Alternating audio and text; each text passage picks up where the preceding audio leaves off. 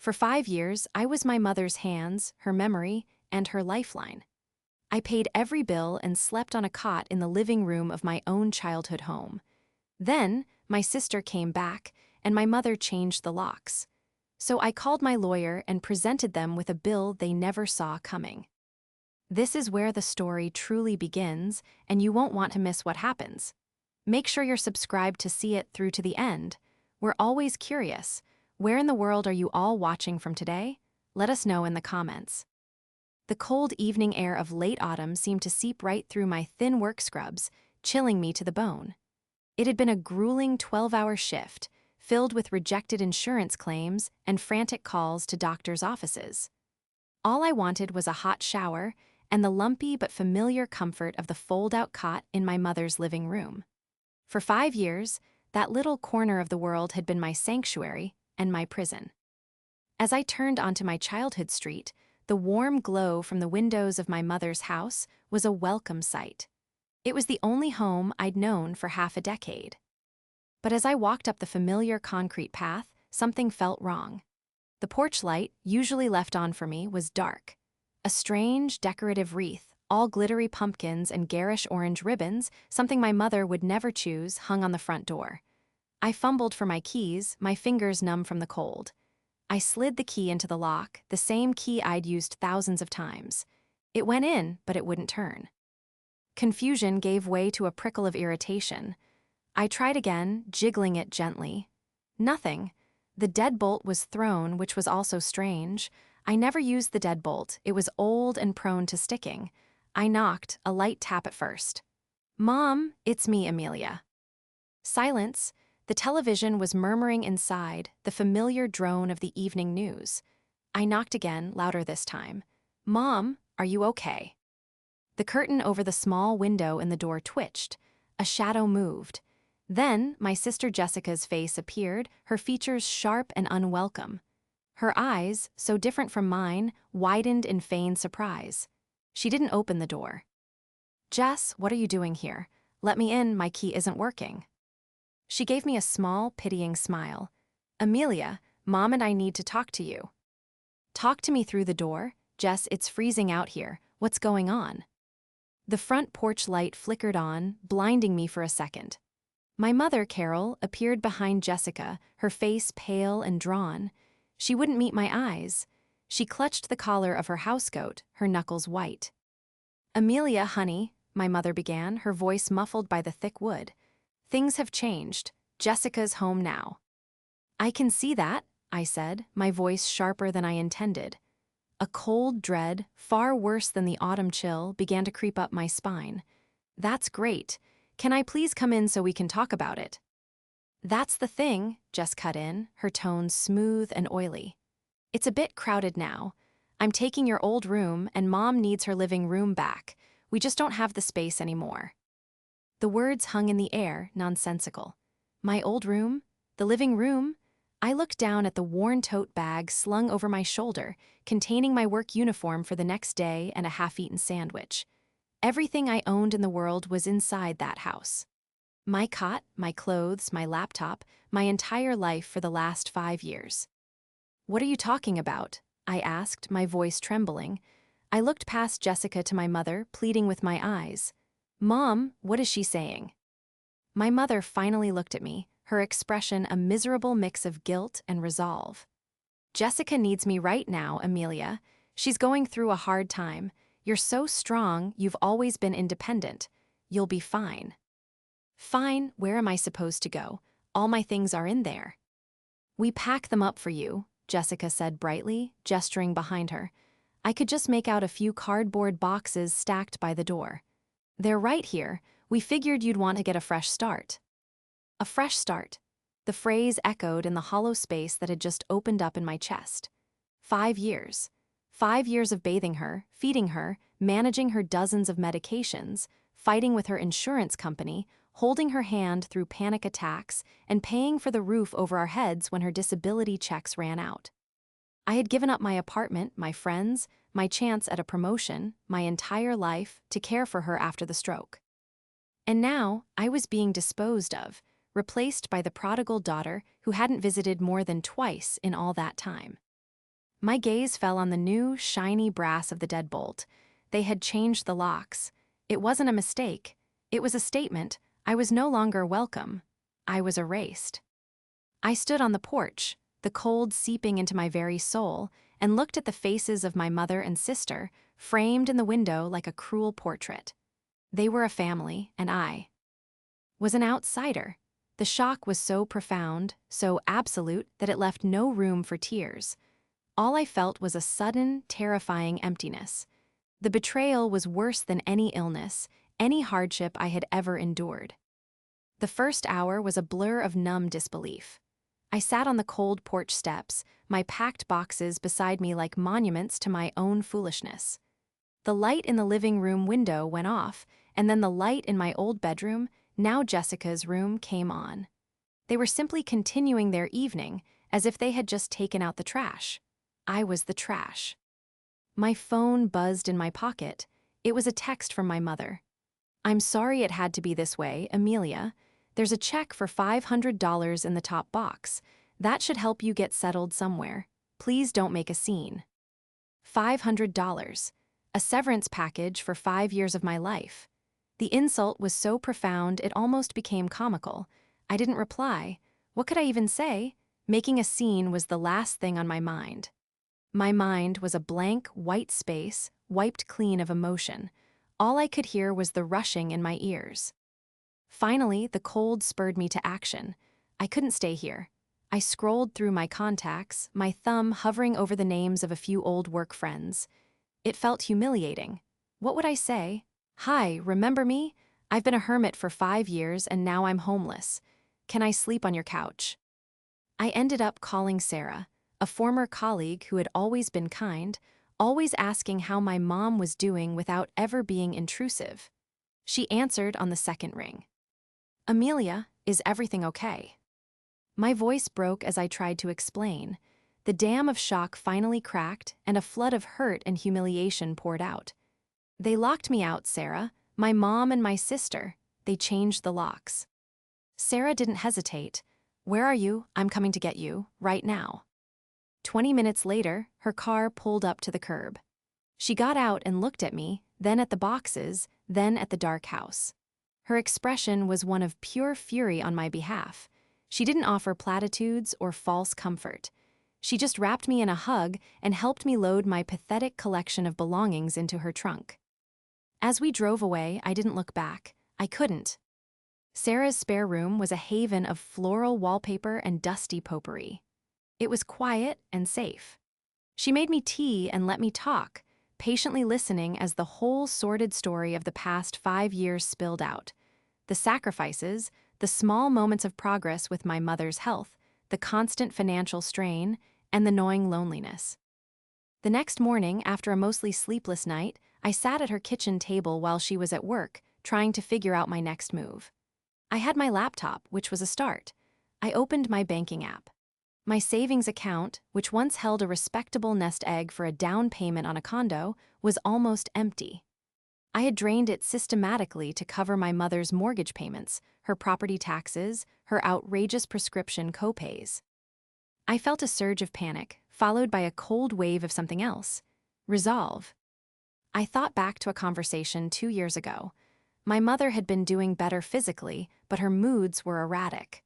One afternoon, she'd made a comment that chilled me. "You know, this house will go to Jessica one day. She's the one who needs it. You've always been so good with money." The unfairness of it had stunned me. I was the one paying for the house, keeping it from foreclosure, and yet in her mind, it was already promised to the daughter who sent a gift card once a year for her birthday. That night, I had sought out free legal aid online. I spoke to a kind, no-nonsense lawyer named Mr. Davies, who listened to my situation with a grim expression. "She won't put your name on the deed?" he had asked. "No, she says it's too complicated." "It's not complicated, it's smart," he had countered. "But if she won't do that, we can protect you another way. We'll draft a series of promissory notes.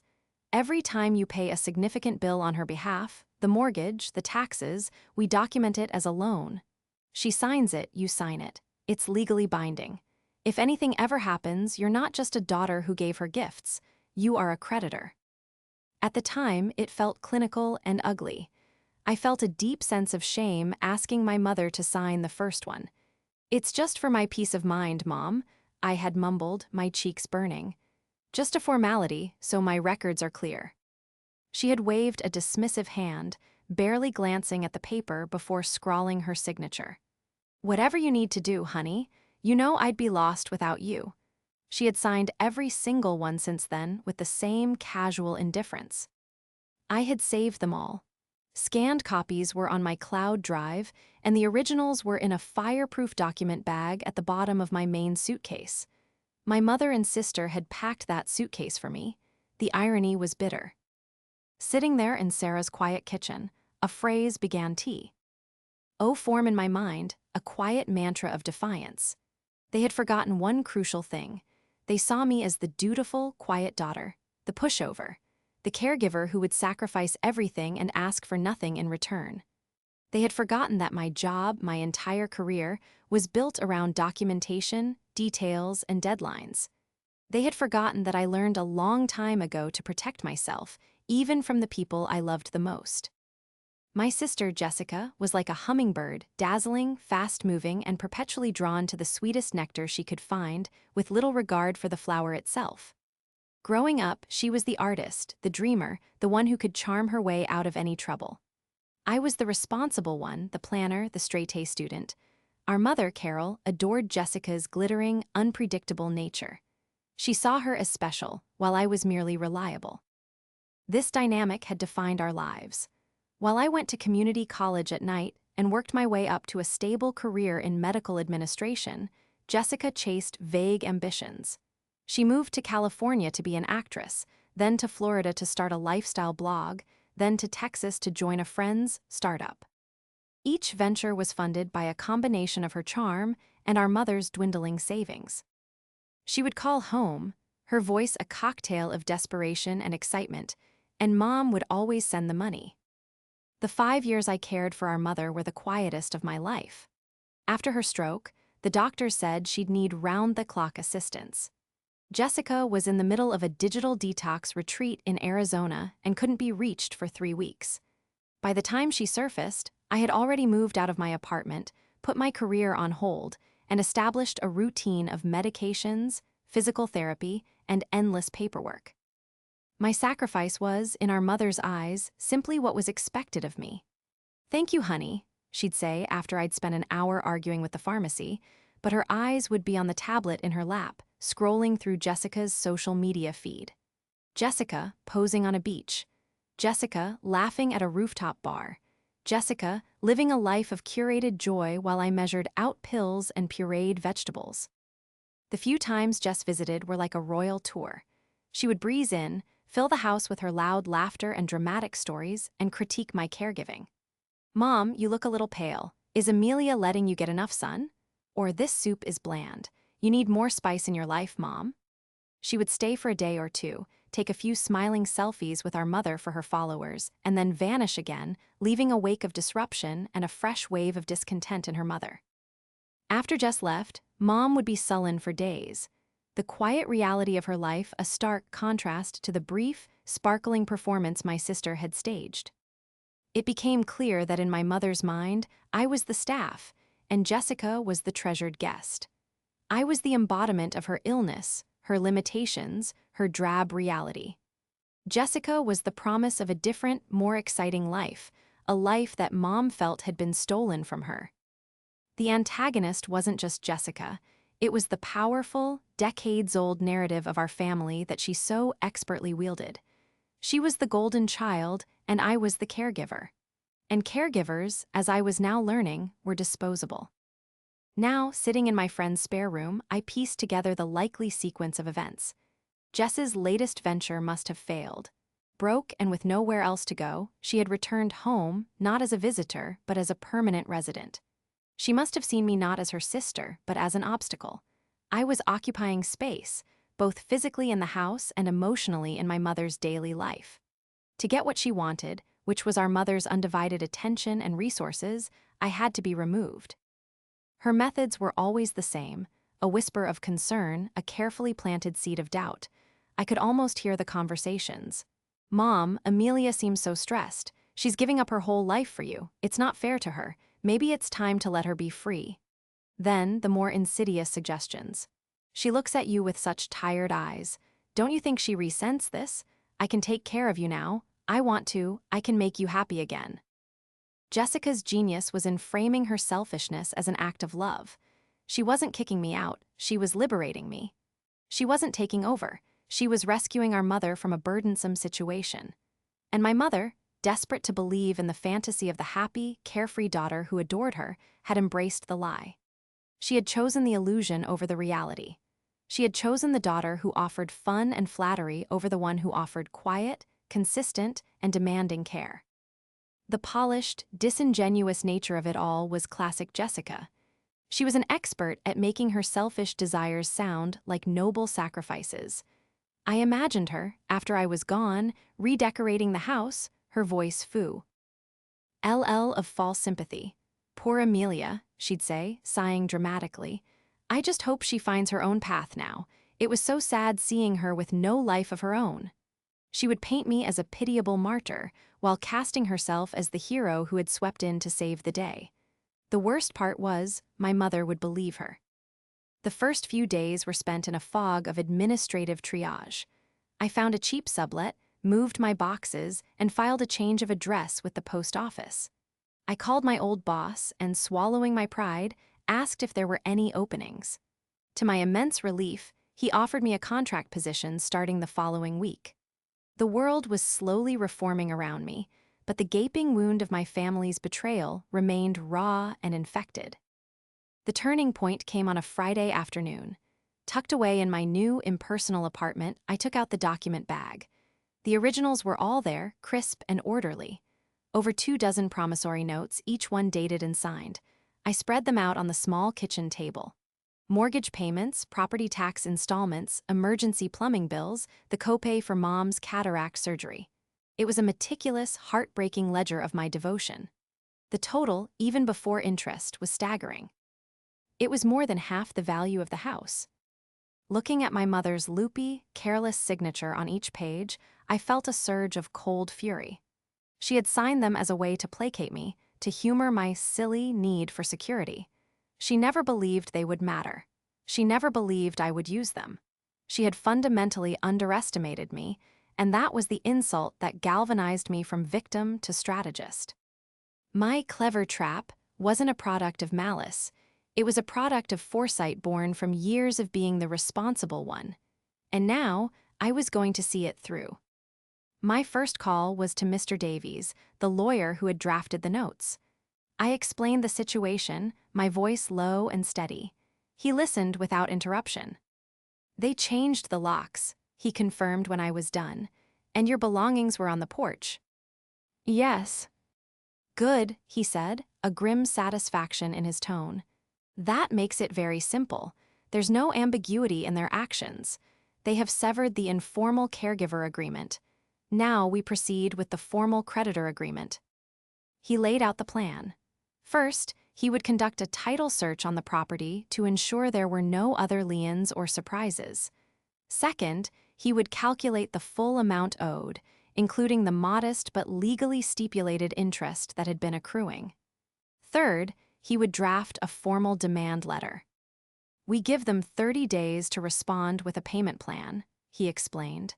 "When they inevitably fail to do so, we file a lien against the property. That means they can't sell it or borrow against it without paying you first." A few days later, he called me back. His voice was urgent. "Amelia, I'm glad we moved quickly. The title search turned something up. A credit inquiry from a major bank filed 3 days ago, and the applicant name is Carol Reed." My blood ran cold. "What does it mean?" "It means they're trying to borrow against the house," he said. "Given your mother's age and fixed income, my guess is they're applying for a reverse mortgage." Of course, it made perfect, sickening sense. Jessica didn't want to just live in the house, she wanted to liquidate its value. A reverse mortgage would give them a lump sum of cash, tax-free, with the bank taking ownership of the house after Mom's death. Jessica could live like a queen on that money, traveling, buying things, funding her influencer fantasies.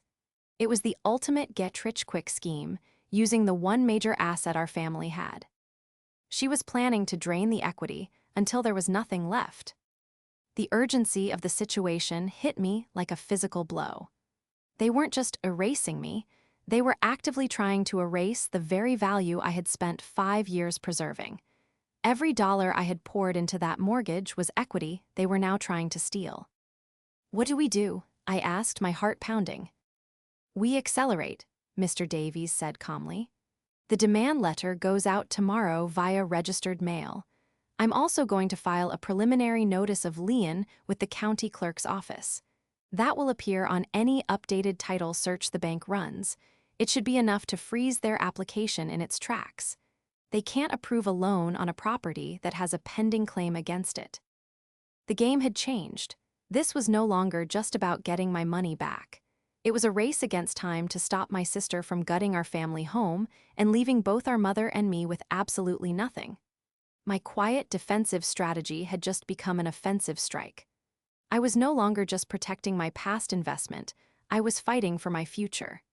The knowledge that I had the power, the documentation, and the legal standing to stop them was a heady, terrifying feeling. The meek caregiver was gone. In her place was a creditor, and the bill was coming due. The demand letter was sent on a Tuesday.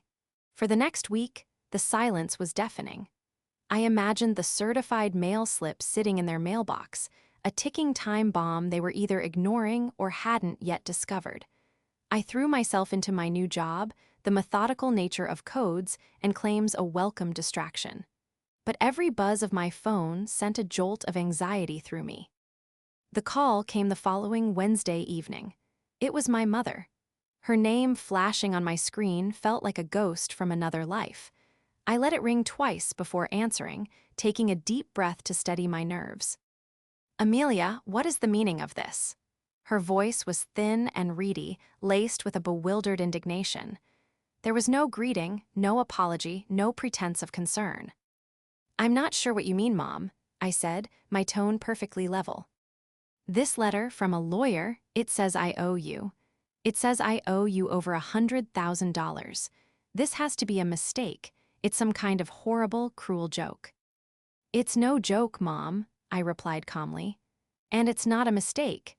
It's the sum of the mortgage payments, property taxes, and other household expenses I've paid for the last 5 years. The ones you agreed were loans." There was a sputtering sound on the other end of the line. "Loans? Amelia, that was just a little game you were playing. A formality, you can't be serious. I'm your mother." "I was serious every time I drained my savings account to keep a roof over your head," I said, the words coming out colder than I expected. "A roof you then locked me out of." I heard Jessica's voice in the background, sharp and commanding. "Let me talk to her." The phone was passed over.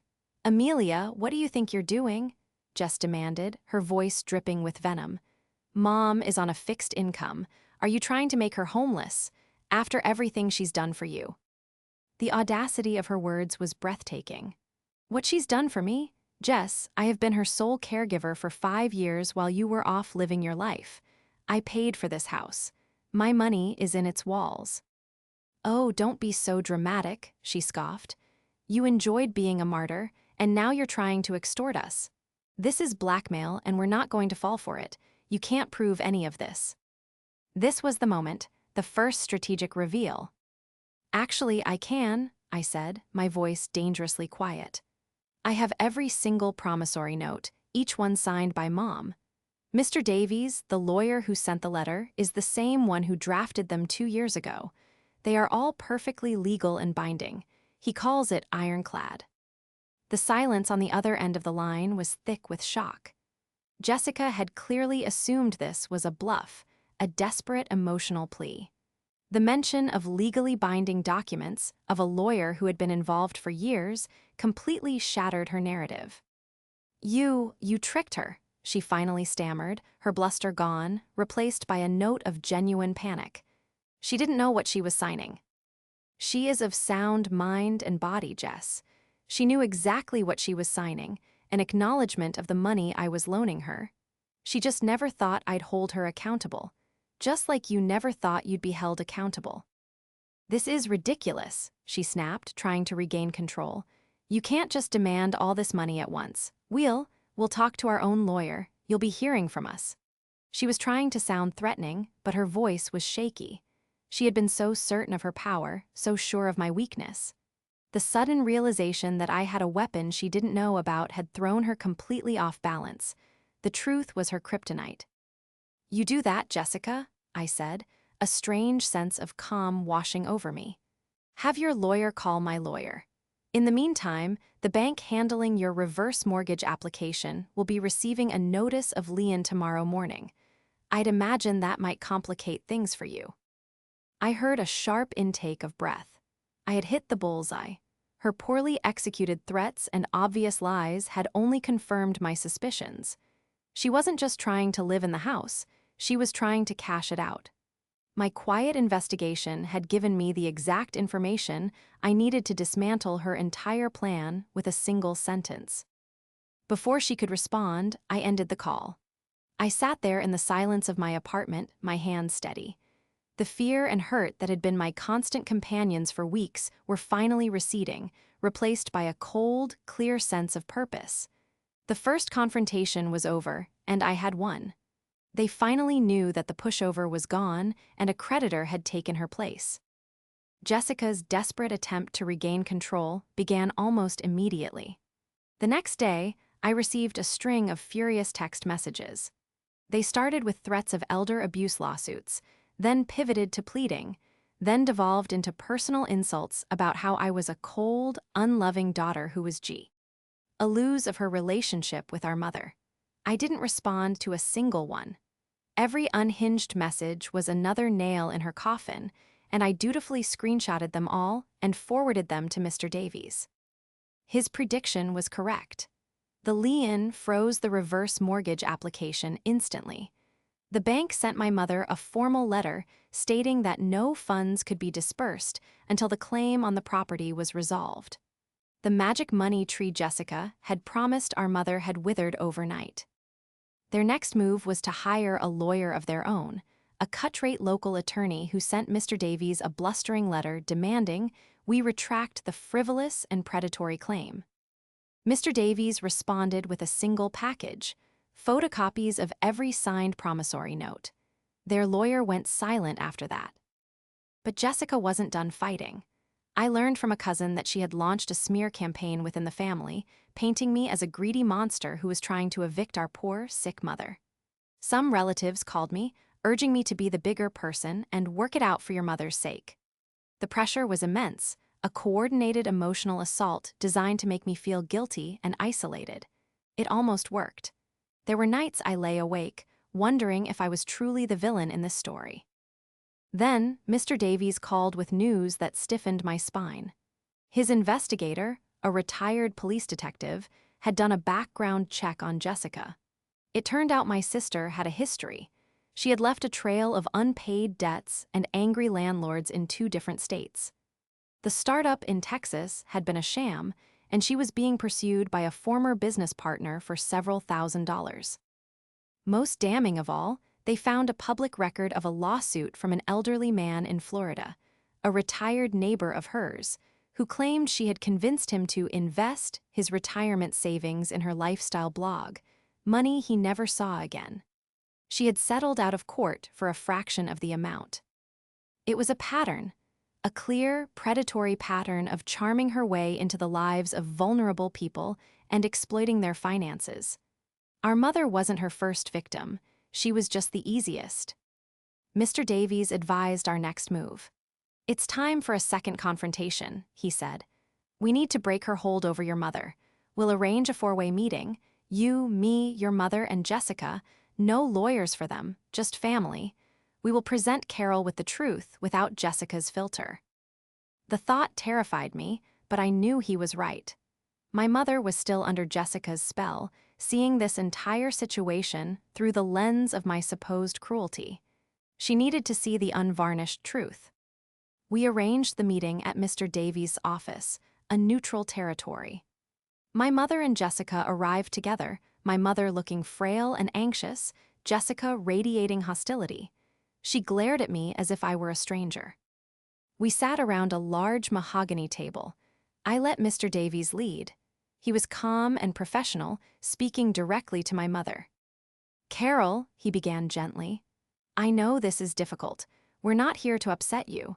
We are here to present you with some facts about the financial situation you are in." He laid out the promissory notes, explaining that they constituted a legal debt. Then he presented the denial letter from the reverse mortgage company, explaining how the lien had protected the home's equity from being dispersed. Jessica shifted in her seat, her jaw tight. My mother just shook her head. "Amelia is my daughter. She wouldn't do this to me," Jess said. "Let's talk about what Jess has said," Mr. Davies interrupted smoothly. He slid a new folder across the table. "Carol, I want you to look at these documents." Inside was the file on Jessica. The credit reports showing her defaults. The court filing from the man in Florida. A printed statement from her angry ex-business partner in Texas. It was irrefutable proof of her history of deception. I watched my mother's face as she read. Her brow furrowed in confusion, then her eyes widened in dawning horror. She looked from the papers to Jessica, then back to the papers. "Jess, what is this?" she whispered. "This man, he says you took his money." "He's a liar," Jessica snapped, her voice too loud in the quiet room. "He was a bitter old man who got confused, and the rest of that is just business stuff. It's complicated, you wouldn't understand." "But it says you." "Mom, who are you going to believe?" Jessica demanded, her voice rising with desperation. "Him, or your own daughter? She's the one trying to take your house," she shrieked, pointing a trembling finger at me. "She's the monster here." But her spell was broken. The carefully constructed image of the loving, successful daughter had been shattered by cold, hard facts. For the first time, my mother was looking at Jessica not as her golden child, but as a stranger with a dark and selfish history. The irrefutable proof had finally done what my 5 years of quiet devotion never could. It had opened my mother's eyes. The final showdown took place not in a lawyer's office, but back where it all began, the living room of my childhood home. After the disastrous meeting, my mother had called me, her voice small and broken. For the first time in weeks, she asked me to come over. She said she needed to talk without Jessica present. When I arrived, however, Jessica was there, standing beside the fireplace like a cornered animal. My mother was on the sofa, clutching a tissue, looking as if she had aged 10 years in a week. "I asked you to come alone, Mom," I said quietly. "She wouldn't leave," my mother whispered. "She said you'd try to trick me." "There are no more tricks," I said, my gaze fixed on Jessica. "Only consequences." Jessica's face was a mask of defiant fury. "You have no right. This is my home, too." "You haven't treated it like a home," I countered. "You've treated it like an ATM. You were going to drain every last cent from it and leave Mom with nothing." "I was trying to give her a better life," Jessica shouted. "Something you never could, a life with fun and travel, not just doctor's appointments and misery." "You were funding your own life," I said, my voice cutting through her theatrics. "You found out about the man in Florida, Mom. This is what she does. She finds people who care about her, and she uses them until they have nothing left to give. I was just the first person she had to get out of the way." My mother let out a soft sob, the sound of a heart breaking. She looked at Jessica, her eyes pleading. "Jessie, is it true? Did you just want the money?" For a moment, Jessica's mask slipped. The anger in her eyes was replaced by a flash of raw, childish panic. She saw her last refuge, her eternal source of support and funding, finally slipping away. Her gamble had failed. "So what if it is?" she spat, the final, ugly truth erupting from her. "What did you expect? You owe me. I never had the stable life she did. You always felt guilty about that, and you should. I deserved something. This house, this money, it's the least you could do to make up for it." The words, meant to wound our mother, had the opposite effect. The last vestiges of my mother's denial crumbled, incinerated by the sheer, unadulterated selfishness of Jessica's confession. My mother stared at her youngest daughter, truly seeing her for the first time. The charming, special girl was gone.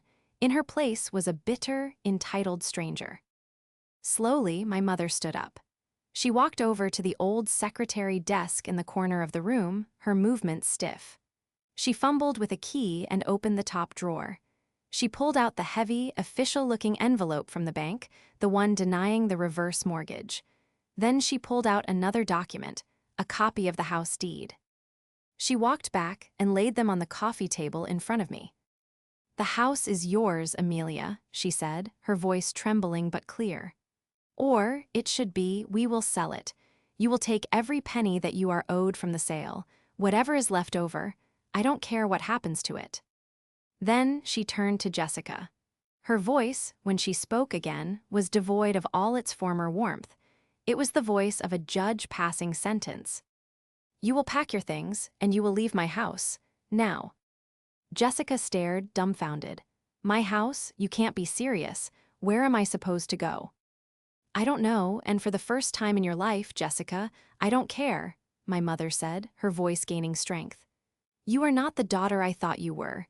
You came into this home and you broke it. You broke us." It was a final, powerful moment of realization. The spell was not just broken, it was shattered into a million pieces. Jessica, seeing no more angles to play, no more sympathy to manipulate, finally deflated. Her rage collapsed into a pathetic, sullen silence. Without another word, she turned and stormed up the stairs to her room. My mother and I stood in the quiet living room, the sounds of drawers being slammed shut echoing above us. The battle was over. Justice, in its own painful and complicated way, had finally been served. The weeks that followed were a painful but necessary cleansing. A realtor was hired, and the house I grew up in was put on the market. It sold surprisingly quickly. Jessica was long gone, having left the day of our final confrontation with 2 suitcases and a final, parting insult screamed from the driveway. I didn't see her go. My mother told me she had called once, from a friend's house in another state, asking for money. My mother had hung up the phone. The closing took place on a gray, overcast afternoon. I sat beside my mother at a long conference table, the same one where we had confronted Jessica. When the title agent slid the final paperwork across the table, my mother pushed the check for the proceeds directly to me. "Take it to your lawyer, Amelia," she sighed. "D softly. Have him deduct exactly what the documents say you are owed, not a penny more or less. It's the only right thing to do." I did as she asked. Mr. Davies processed the payment, and a few days later, a cashier's check was delivered to my small apartment. It was a staggering amount of money, a physical representation of 5 years of my life. Holding it, I felt no joy, only a profound sense of relief. It was over. I was free. With the remaining funds from the sale, my mother found a small, manageable apartment in a quiet senior community. Our relationship was forever changed. The old, easy dynamic was gone, replaced by a tentative, fragile respect. We spoke on the phone once a week. The conversations were often stilted, filled with the things we could never say. But in their own way, they were more honest than they had been in years. She had to face the consequences of her choices, and I had to learn to forgive her, not for my sake, but for hers. As for me, I took the money and did exactly what I had dreamed of doing a decade earlier. I bought a small condo in a quiet neighborhood on the other side of the city. It was mine. The deed had only my name on it. The first night I spent there, surrounded by my own furniture and my few treasured boxes, I slept more soundly than I had in years. I poured my energy into my work and reconnected with old friends. I started hiking on the weekends and took a pottery class, discovering the simple joy of creating something with my own hands. I was building a new life, one that belonged only to me. One afternoon, months later, I was volunteering at a local arts festival. As I was helping set up a booth, I saw a familiar face in the crowd. It was the elderly man from Florida, the one from the court documents. He was visiting his son, who lived in my city. I introduced myself, and we spoke for a long time. He told me about Jessica, about her charm and her lies. He had lost most of his savings.